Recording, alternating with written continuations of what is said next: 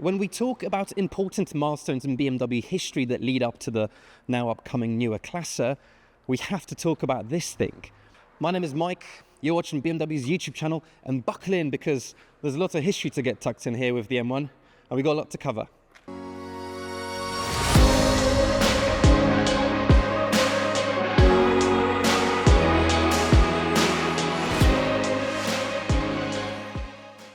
When the M1 arrived in 1978, it was a promise to the world, a promise to Freude and Fahren and the ultimate driving machine. Think of it as an ancestor to the Neue Klasse of today. But how did it do this? How did it have such a long-lasting impact on the brand? The M1 was born out of competitive desires. You see, by the 70s, BMW already had the sports sedan segment taken care of. They had their motorbikes and their luxury cars, but they wanted more. Also, their rivals over in Stuttgart were dominating the hottest race series of the 1970s. Group 4. BMW wanted a piece of the action, so they decided to enter their own car. But in order to enter that race series, you had to make a race car. But in order to make the race car, you had to homologate it, meaning you had to make road-going versions of that race car. This is exactly what that M1 is. BMW had to make 400 versions of this road-going race car. Naturally, making the M1 didn't come without its challenges.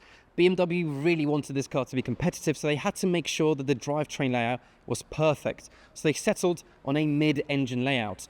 The only catch is BMW never made a mid-engine car up until this car, so they had to reach out to somebody for help. They decided to look to Italy and partner up with Lamborghini. A fun marriage, I know. And to make things even better, they decided to get it styled by Giorgetto Giugiaro. Madonna. But just as the first chassis prototypes, designs and final drawings of the car were finished, Lamborghini's financial situation began to fade, as did its involvement with the car. Eventually, Lamborghini pulled out. However, fortunately, BMW managed to keep hold of the designs, which is why today we have this incredibly beautiful, sleek mid-engine shape. This thing is a proper supercar. Look, it gets pointy as you go forward to reveal this tiny little nose and pop up and down headlights.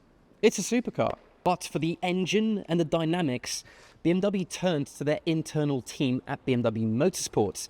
Today, they're much better known as BMW M, but in the 70s, it was BMW Motorsport, and they were well versed in making hot BMWs. But this thing here, this would be something new. This would be their own brand new, first ever internal M project. And as such, it was named that. This was called the BMW M1. The inside is exactly what you'd expect from a racing car. And I mean, just off the bat, wow, this thing is low. If you hop inside though, it's designed for motorsports.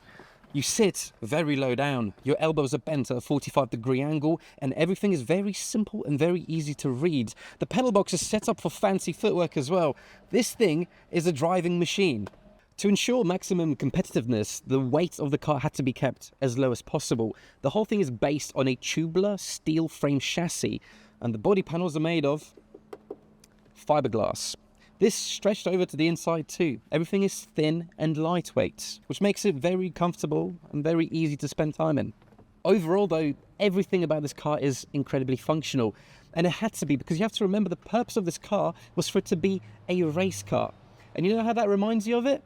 Oh yeah, with the thing behind my head, the engine, the motorsport BMW derived, in-house built in Munich, BMW Straight 6, producing 277 brake horsepower, which is a lot for a car from the 1970s.